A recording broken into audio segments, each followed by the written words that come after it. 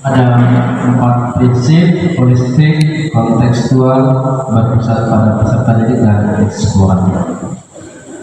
Saya fokusnya pada 2, 3, 4. 2 juga terkait dengan isu strategis juga, yang kontekstual, yang pas untuk situasi satuan pendidikan kita, itu yang kita angkat tema proyeknya. Kemudian berpusat pada peserta didik. Kadang kita guru ini masih menunjukkan dominasi dalam proses pembelajaran, baik kegiatan intra maupun kegiatan kurikuler. Prinsip P5 harus bisa mengurangi perannya sebagai aktor utama, beri kesempatan kepada peserta didik untuk mengeksplorasikan potensi yang ada dalam dirinya untuk melaksanakan proyek. Jangan gurunya lebih mendominasi. Poinnya bahwa dalam melaksanakan P5, berilah kesempatan seluas-luasnya kepada peserta didik untuk bisa mengeksplorkan seluruh kemampuan, seluruh potensi yang dimilikinya. Jangan sampai kita yang guru lagi yang melaksanakan proyeknya. Nanti hasil proyeknya bukan hasil proyeknya siswa, tapi hasil proyeknya guru. Kemudian yang berikut, sebelum sampai ke desain tadi, ekosistem sekolahnya harus disiapkan dulu. Pertama, harus memiliki pemikiran terbuka. Kadang kita ini kita punya pemikiran sudah tertutup, sehingga apapun masukan itu susah sekali diterima.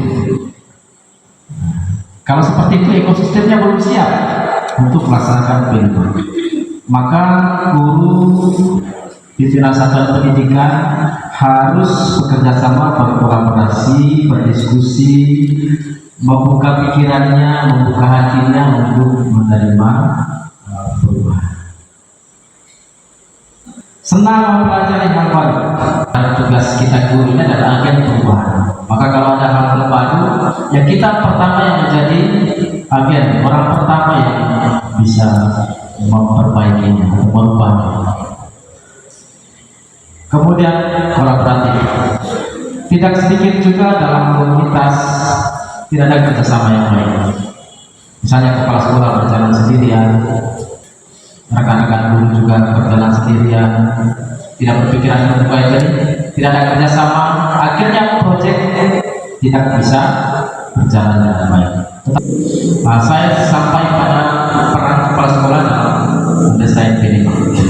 Apa tugas kepala sekolah dalam merancang P5 ini? Membentuk tim proyek profil dan turut merencanakan proyek profil. Nah, pertama sekali membentuk tim. Tim yang dimaksud nanti ada koordinator. Kepala sekolah menentukan siapa koordinator proyek untuk sekolah kita. Kalau yang SMP bisa dari wakil kepala satuan pendidikan. Kalau untuk guru SD bisa dari salah seorang guru, siapa saja yang dipercaya untuk menjadi koordinator umum. Kalau sumber dayanya masih mencukupi, artinya guru-gurunya masih cukup banyak, bisa membentuk koordinator kelas. Koordinator umumnya 1, lalu ada koordinator proyek kelas 1, koordinator proyek kelas 2, dan seterusnya. Kalau sumber dayanya terbatas, maka koordinatornya bisa per fase. Kalau sumber dayanya juga sedikit saja, maka ya 1 saja koordinator. Setelah itu ada juga fasilitator. Ya, fasilitatornya ada fasilitator kelas 1, fasilitator kelas 2, kelas 3, dan seterusnya. Itu sesuai dengan panduan pelaksanaan P5. Maka kalau ini belum ada, jadi ini dasar hukum. Sebelum proyek itu berjalan, timnya harus ada. Ini tidak semata-mata menjadi tugas wali kelas. meningkatkan kualitas lulus proyek bahwa atau tidak. Ini mencari tanggung satuan pendidikan di bawah naungan kepala sekolah dan koordinator itu. Itu lampiran satu. Lampiran duanya adalah rincian peran. Apa peran kepala sekolah? Supaya tidak tumpang tindih, supaya tidak ada yang berperan dominan, maka baiklah melihat apa peran kepala sekolah, apa peran koordinator, apa peran fasilitator. Kalau sudah tahu peran masing-masing, pasti pelaksanaan proyeknya bisa berjalan dengan baik. Setelah itu dibuatkan SK.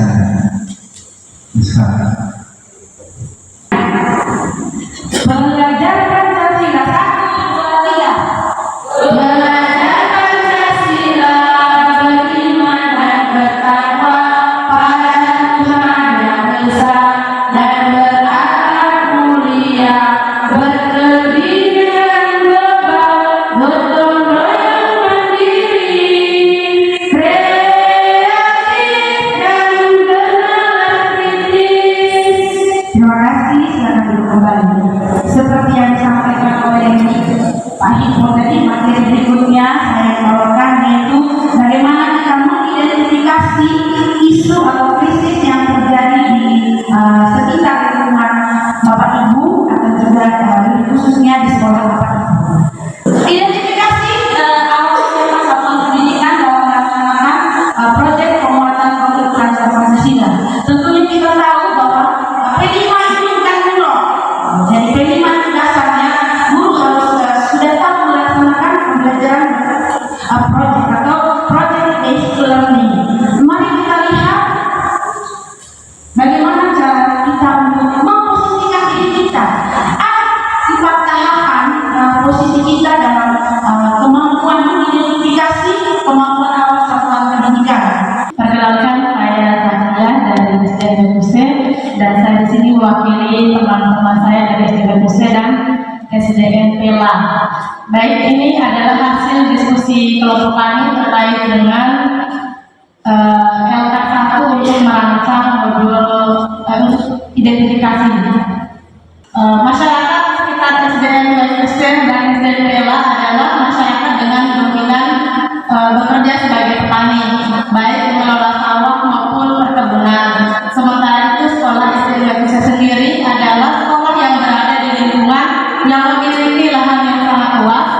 Nah, tanah yang luas itu hanya ditanami sebagai kecil buah-buahan seperti jamu mente, pohon mangga dan pohon nangka. Adapun sisanya belum dimanfaatkan secara maksimal. Yang saya dengar tadi, bisa kita dengar apa bisa baca semuanya. Potensi alam yang seperti di BUC yang saya tahu, kalau menurut saya yang bernilai kita olah saja bahan mentenya, dari hasil mentenya kita olah menjadi bahan makanan yang bernilai ekonomis tinggi. Misalnya dibuat jus, hasil dari petani kita olah menghasilkan minuman yang bernilai ekonomisnya tinggi. Tinggal memasak kemudian memasarkan, nilai ekonomisnya sudah ada berapa hasilnya. Terima kasih. Siap, 1, 2, 3. Tepuk P5. Penguatan profil pelajar Pancasila. Baik, terima kasih. Tepuk tangan kita semua, silakan duduk. Sebelum menyusun modul proyek, pertama kita lihat hanya supaya saya tahu Bapak Mama sudah mengenali apa itu modul proyek. Modul proyek itu pembuatan program pelajar Pancasila dan merupakan dokumen yang berisi tujuan, rangka, media pembelajaran dan asesmen yang dibutuhkan saat kita melaksanakan proyek itu. Nah, ini mungkin sudah kita pelajari semua, kita sudah baca, kita lanjut. Yang perlu kita lihat apa-apa yang menjadi komponen dari modul proyek. Yang pertama itu profil modul.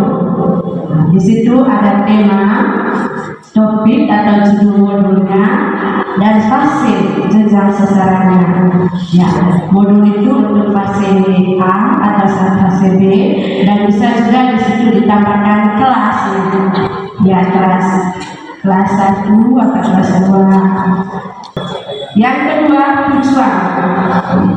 tujuan modul dari kedua proyek yang kita mau buat. Apa tujuannya? Di sini yang menjadi fokus kita sebentar tujuan ini. Bagaimana kita memetakan dimensi elemen dan subelemen yang kita sasar sesuai dengan topik atau sesuai dengan proyek yang kita mau lakukan di kelas kita atau di sekolah kita.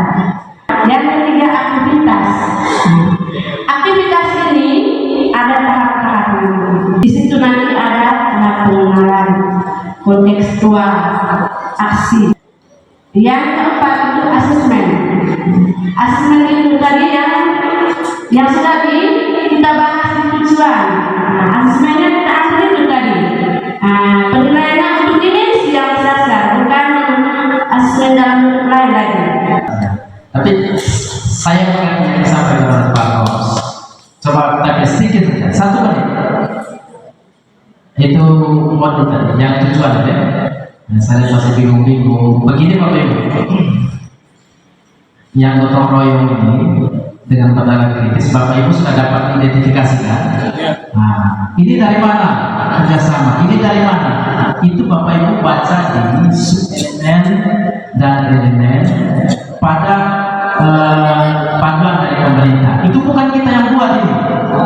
Kalau kita pilih gotong royong, di dalamnya ada kolaborasi, ada apa lagi yang lain. Kalau kita pilih kolaborasi, di dalamnya ada kerjasama. Begitu kalau kita pilih pendarat kritis, di dalamnya ada ini. Itu bukan kita yang buat, itu sudah ditentukan oleh pemerintah. Semua yang ada di sini. Ini kan ada 6 dimensi. Kita memilih 3 dimensi kan? Untuk elemen dan subelemen itu sudah ada semua. Tergantung kita mau memilih yang mana sesuai terima kita. Oke? Nanti baca itu dimensi, subelemen